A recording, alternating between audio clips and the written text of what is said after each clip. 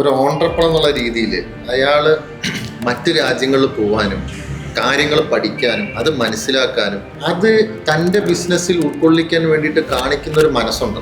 അതാണ് ശരിക്കും ഇതിനകത്ത് ഏറ്റവും ക്രക്സ് ആയിട്ടുള്ള factor. Obviously Camden fair is one of the best fairs. ഒരു ഓൺട്രപ്രണറുടെ തുടക്കക്കാരെന്നുള്ള നിലയ്ക്ക് അയാൾക്ക് ലോകത്ത് വിസിറ്റ് ചെയ്യാൻ പറ്റുന്ന ഏറ്റവും നല്ല ഇന്റർനാഷണൽ ഫെയറുകളിൽ ഒന്ന് എപ്പോഴും കാൻഡൻ ഫെയർ ആണ്. ഞങ്ങൾ ഇപ്രാവശ്യം 241 ആളുകളെയാണ് കാൻഡൻ ഫെയറിൽ കൊണ്ടുപോയത്. അറൗണ്ട് ഒരു 50 യങ്, അതായത് ഒരു 25 വയസ്സിന്റെയും 18 വയസ്സിന്റെ ഇടയിലുള്ള എന്റർപ്രണേഴ്സിന്റെ മക്കൾ. സബാസ്റ്റ്യൻ ചേട്ടൻ പറഞ്ഞല്ലോ, ഞാന് ചൈനയ്ക്ക് പോയതോടുകൂടി എന്റെ കൺസെപ്റ്റ് മൊത്തം മാറി. ഞാൻ എന്റെ മകളെ സിംഗപ്പൂർ പഠിപ്പിക്കാനാണ് കരുതിയത്, പക്ഷെ അത് ചൈനയ്ക്കാക്കി. അങ്ങനെ മൂപ്പര് മൈൻഡ് സെറ്റ് മൊത്തം മാറി പോയതോടുകൂടി. ഇനിയിപ്പോ ഈ ഏപ്രിലിൽ മൂപ്പര് ബുക്ക് ചെയ്ത് ഫാമിലി എടുക്കാൻ പോയിരുന്നത് മൈൻഡ് സെറ്റ് മാറുകയാണ് മൊത്തത്തിൽ. സംരംഭകര് നമ്മുടെ അനന്തരാവകാശം എടുക്കാൻ ആളില്ല, നമ്മുടെ ബിസിനസ്സിലേക്ക് വരാൻ ആളില്ല എന്ന് പറയുന്ന സമയത്ത് കുട്ടികളെ ഇത്തരം ഫെയറുകളിലേക്ക് പറഞ്ഞയക്കുന്ന ഒരു പ്രവണത കൂടിയിട്ടുണ്ടെന്നുള്ളത് നമ്മൾ കഴിഞ്ഞ ഫെയറിൽ നമ്മൾ ബോധ്യപ്പെട്ടു.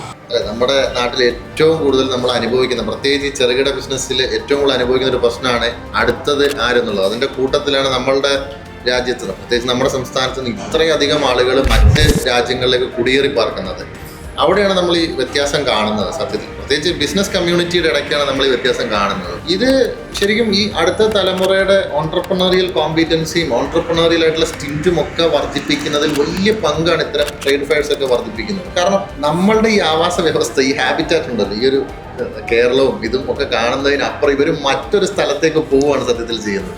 ഇവർ മറ്റൊരു സ്ഥലത്തേക്ക് പോയി അവിടെ നടക്കുന്ന കാര്യങ്ങൾ പഠിക്കുന്നു, ആ രാജ്യം എങ്ങനെ പ്രവർത്തിക്കുന്നു എന്ന് കാണുന്നു, ആ രാജ്യത്ത് സംഭവിക്കുന്ന ബ്രാൻഡിങ് എന്താണ്, മാർക്കറ്റിംഗ് എന്താണ്, അവിടെ നടക്കുന്ന ബിസിനസ് ട്രാൻസാക്ഷൻസ് എങ്ങനെയാണ് അവർ സംവദിക്കുന്നത്, എങ്ങനെയാണ് സംസാരിക്കുന്നത്, എങ്ങനെയാണ് അവരൊരു സെയിൽസിന് വേണ്ടിയിട്ടുള്ളൊരു കാര്യം നമ്മളോട് സംവദിക്കുന്നത്. ഇത്തരത്തിലുള്ള എന്താ പറയുക, it is to be told that it's a practical training.